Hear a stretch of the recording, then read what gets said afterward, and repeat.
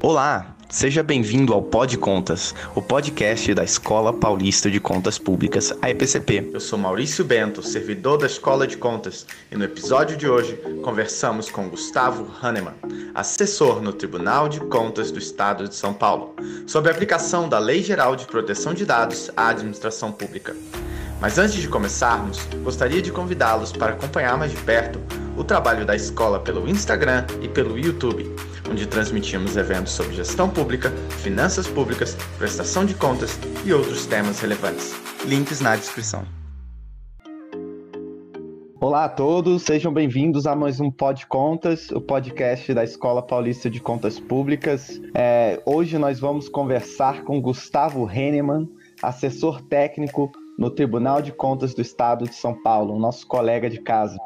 Nós vamos conversar sobre um tema que está super em alta, que é a Lei Geral de Proteção de Dados, a LGDP, e como ela será aplicada.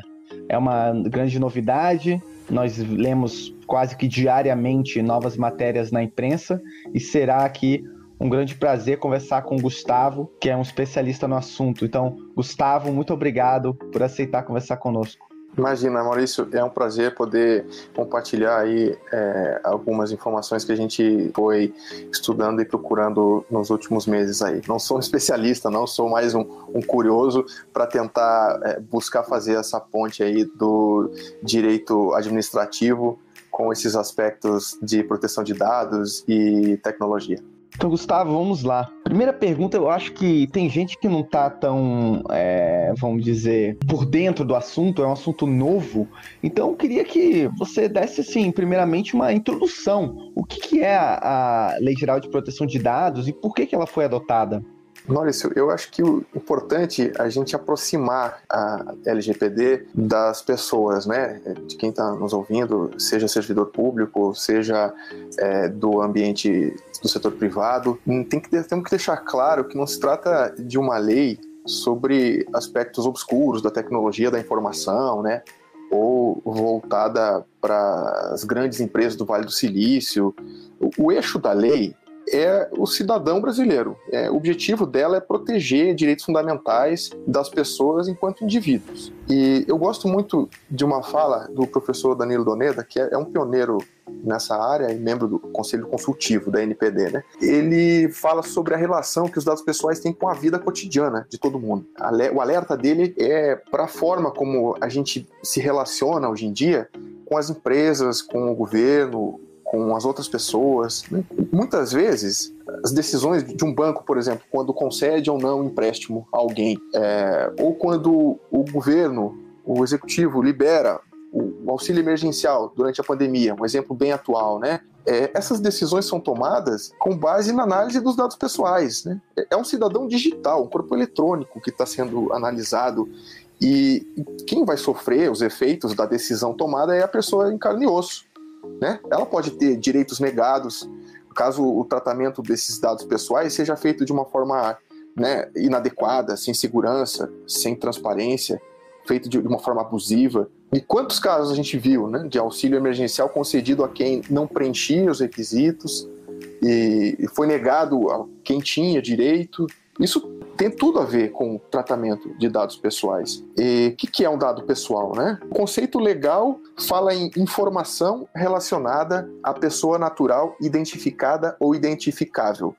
Para a gente trazer isso para os termos mais leigos ou cotidiano, são as informações relativas à nossa pessoa. Telefone, o nosso nome, nosso CPF, nosso RG, nosso endereço de e-mail, né? Um conjunto de informações que permitam que alguém nos identifique, também são dados pessoais, mesmo que eles não te identifiquem diretamente, mas se eles levam ao seu nome, ainda que não seja o seu nome, são considerados dados pessoais.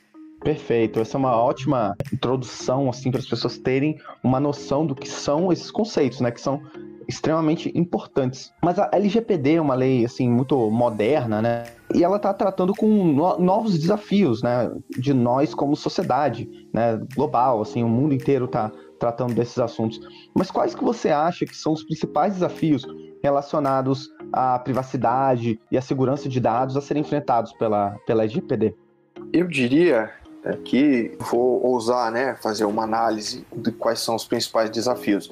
Eu diria que a ausência de uma cultura de proteção de dados no Brasil é o principal desafio. Muito se fala, né, do papel pedagógico que essa norma vai ter, né, da necessidade de criar essa cultura de proteção de dados.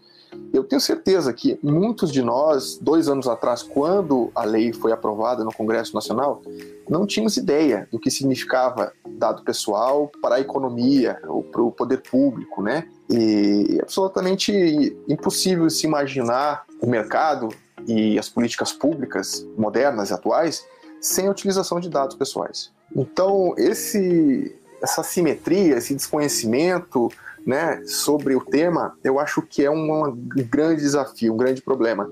Então, eu diria que a falta de consciência sobre a relevância dos dados pessoais é um grande desafio. E um outro desafio é o próprio desconhecimento das empresas, das instituições, sobre os dados pessoais que elas mantêm, que elas tratam. Porque quando não se sabe que existem esses dados, não tem como se cuidar bem deles.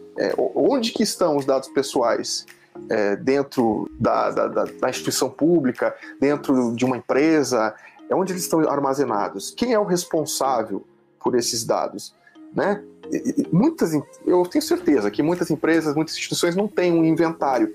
E eu acho que a lei vai ter um papel indireto de induzir e exigir um mapeamento interno, né, dessas organizações, uma ordenação dos processos, para que todos deem mais valor aos dados pessoais e, consequentemente, aos direitos dos titulares, né? Porque haverá sanções se isso não for feito. Com certeza, esse ponto de valorizar o dado pessoal, realmente, hoje em dia nós usamos muito as redes sociais, gratuitas, né? Uma série delas. Eu ouço muito aquela frase de que se você usa um produto gratuito, na realidade, o produto é você, né? No caso, os seus dados, o seu padrão de consumo, o que você gosta, o que você vê. E, nesse sentido, muitos têm falado sobre a postura das empresas privadas, né? Principalmente comerciais, em relação ao LGPD. Mas a gente tem que lembrar que ela também vale para a administração pública, né? Também vale para os órgãos públicos. Nesse sentido, Gustavo, qual o impacto da LGPD para o setor público? Primeiro, eu gostaria de pegar carona na sua observação de que quando nós não pagamos nada por utilizar um serviço, o produto somos nós mesmos, nós estamos sendo vendidos para alguém, isso tem uma carga muito forte, nos preocupa bastante, né? Tem esse documentário recente do Dilema das Redes, deixou todo mundo com a pulga atrás da orelha, nervoso e culpado por ficar um tempo enorme na frente ou usando redes sociais. Mas a gente tem que pensar também, eu acho que no outro lado, assim, no tanto dos benefícios e do ponto positivo da utilização dos dados pessoais pelo setor privado. Muitos serviços são oferecidos para a gente de uma maneira, né, mais adequada, mais customizada, justamente porque é possível utilizar os nossos dados pessoais.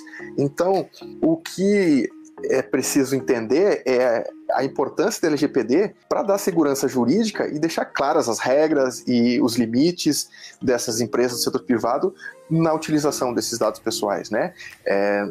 Os princípios que são estabelecidos pela lei, a transparência que elas têm que ter, a finalidade que elas têm que demonstrar, né, para adequar ou para utilizar as bases legais previstas na lei no uso desses dados. Então, falando aqui do setor privado, acho que tem todo um lado positivo que também tem que ser valorizado e regulado. Por isso que a LGPD tem tanta importância e relevância. Até agora nós não tínhamos, né, uma lei geral. Tínhamos aí uma legislação esparsa aqui ou ali para cuidar dos dados pessoais. Mas a lei LGPD vai ser uma revolução nesse sentido. Sobre o setor público, né, como que vai impactar o setor público, eu diria que se debateu muito pouco até o momento. Assim, nesses 2 anos de vacância da LGPD, o setor público demorou a se mobilizar, né? A LGPD já está em vigor desde 18 de setembro e eu diria, sem medo de errar, que a maioria das instituições não concluiu seu cronograma de adequação e muitas delas talvez nem começaram. Então, a LGPD tem um caráter geral, o próprio nome da lei já diz, né?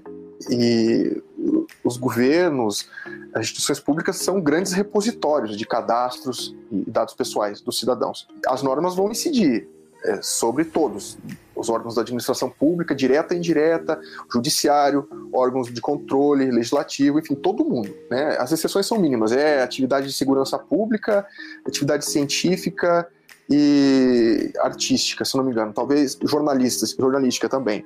O executivo, por exemplo, né, que coleta dados para executar políticas públicas, vai ter um tipo de impacto. Já o Tribunal de Contas, olhando para o nosso caso, né, para o Tribunal de Contas do Estado de São Paulo, por exemplo, vai precisar olhar para as questões internas, e atividades meio, e precisa pensar também como vai tratar, por exemplo, os dados pessoais dos gestores públicos responsáveis pelas contas e pelos contratos, né, fiscalizados pelo Tribunal de Contas. Então, esse tipo de ajuste vai depender, né, da atividade e da competência de cada órgão público, e o impacto precisa ser mapeado por cada uma dessas instituições. Com certeza. E, inclusive, no caso, os próprios tribunais de contas, e a gente vai chegar lá. Mas antes, Gustavo, eu queria sua opinião também sobre a ANPD, né? Que é a agência encarregada de aplicar a LGPD, né? Essas normas de proteção de dados gerais. É mais uma agência na linha da Anatel, da ANAC e outras agências já conhecidas, né? Uma agência federal. Nesse sentido, então, qual que você acha que é o papel e os desafios enfrentados pela ANPD? A ANPD, ela tem um formato, né, ou um caráter unificado, centralizado, que segue um modelo adotado internacionalmente. Não é uma jabuticaba, não é uma novidade ter essa autoridade nacional centralizada, porque isso traz características, né, que facilitam ou aprimoram a aplicação das normas de proteção de dados. Primeiro porque os entendimentos que vão ser expressados pela ANPD, né, os regulamentos que ela vai precisar editar, eles vão uniformizar práticas, né, as interpretações da lei, e isso impede, por exemplo, que cada tribunal judiciário que for provocado a se manifestar sobre conflitos envolvendo proteção de dados tenha um entendimento diferente e só depois passe a ser unificado numa ação que chegue ao STJ ou algo que vá para o Supremo discutir algum direito constitucional. Então, eu acho que esse é uma grande característica da ANPD, essa capacidade de uniformizar práticas e interpretações da lei. Segundo, ela vai ter ferramentas de regulação e de sanção, né, que dão mais agilidade e efetividade em relação ao que o judiciário conseguiria fazer, né? É uma agência garantidora do sistema de proteção de contas, de proteção de dados, porque vamos pensar assim na LGPD, não se trata simplesmente de uma lista de deveres, de direitos, ela traz nos seus artigos finais a estrutura e competências de uma agência que tem competência para fiscalizar, para sancionar, para regulamentar. Isso que dá consistência e dentes, né, para a autoridade garantir o sistema de proteção de dados. É algo muito completo que é trazido pela norma. Enfim, terceiro ponto que eu acho relevante, né, da ANPD é que esse setor ele está bastante sujeito a mudanças tecnológicas muito rápidas, e a adaptação que a LGPD precisa, né, fazer dessa norma vai ter muito mais agilidade do que o legislativo, o judiciário teriam. Então, claro que toda aplicação dessas sanções é no âmbito administrativo. O judiciário pode ser acionado, né, numa violação a direito que está previsto na norma, mas muita coisa vai ser uniformizada e muitos conflitos vão ser evitados, com certeza, pela atuação da agência. Vou pincelar aqui alguns das principais competências, né? O artigo 55J da lei, ele estabelece 24 competências para a agência. É uma missão enorme, enfim, um trabalho colossal que vai ser iniciado a partir, né, dos próximos meses, eu imagino, porque a gente teve notícias de avanço rápido até nas últimas semanas. Os 5 diretores, né, do conselho que realmente toma as decisões de como as coisas vão acontecer, de que vão precisar formular essas regulamentações, eles foram indicados, já foram aprovados pelo Senado, e agora a agência deve começar, a autoridade deve começar a funcionar de fato. Então, eles vão precisar regulamentar a lei, talvez seja a competência mais importante nesse momento inicial, né? É o que todos estão esperando para dar sequência aos programas de adequação, e existem mais de 15 pontos para serem explicados, detalhados e regulamentados, para que, enfim, os controladores possam se adequar e tomar decisões que vão permitir a adequação à legislação. Outra competência da autoridade é receber denúncias, fiscalizar e aplicar, né, as sanções administrativas. E essa função fiscalizatória, punitiva, ela deve ficar para um segundo momento, né? A gente sabe que os artigos que prevêem as sanções administrativas, eles continuam suspensos, vão entrar em vigor só em agosto de 2021. Então, eu acho que a gente tem que enfatizar agora, principalmente, essas competências mais pedagógicas e normativas da agência. Porque essas multas que são previstas... Aliás, multa não é uma sanção aplicável ao setor público, tá? Ela ficou restrita ao setor privado, mas existe uma série de outras sanções, como exclusão dos dados, suspensão do tratamento de dados, ou publicização de uma advertência dada ao órgão público, que são aplicáveis às pessoas jurídicas de direito privado. Então, ainda falando sobre as competências, tem uma que nos interessa bastante, que é a articulação com os demais órgãos públicos e autoridades, né? E aqui eu acho que a gente consegue talvez fazer algumas análises, algumas avaliações sobre como o Tribunal de Contas poderia se envolver nessa fiscalização ou aplicação, né, das regras de proteção de dados. O artigo 55J, quando estabelece essa competência de se articular com outras autoridades públicas, ele fala em autoridades reguladoras públicas, né, para exercer competência em setores específicos de atividades econômicas e governamentais. Ao falar de autoridade reguladora pública, eu acho que o legislador ele tinha em mente mais agências reguladoras, né, que atuam sobre setores específicos da economia, ou então as controladorias da administração pública, que fazem esse controle interno. Eu não vejo uma subsunção óbvia aqui da previsão desse inciso com os tribunais de contas. Ocorre que a lei ela tem algumas imprecisões, algumas confusões quando se refere à administração pública, ao poder público, pessoas jurídicas de direito público. Ela mistura um pouco esses termos, e eu acho que, olhando para esse inciso 23, que estabelece essa competência de a ANPD se articular com outros órgãos públicos, eu não acho absurda uma interpretação alargada, né, desses possíveis parceiros da ANPD. Acho que a gente pode pensar nos tribunais, no sistema de tribunais de contas, como um possível parceiro da ANPD na aplicação dessas normas. Então, nesse sentido, Gustavo, qual que você acha, então, que serão os desafios e o papel dos tribunais de contas? Você acha que será um papel mais de colaborar com a ANPD? Vão haver algumas competências mais próprias, mais do tribunal em si? Ainda mais, eu diria, no caso de tribunais estaduais, né? Você acha que como que seria esse papel dos tribunais de contas?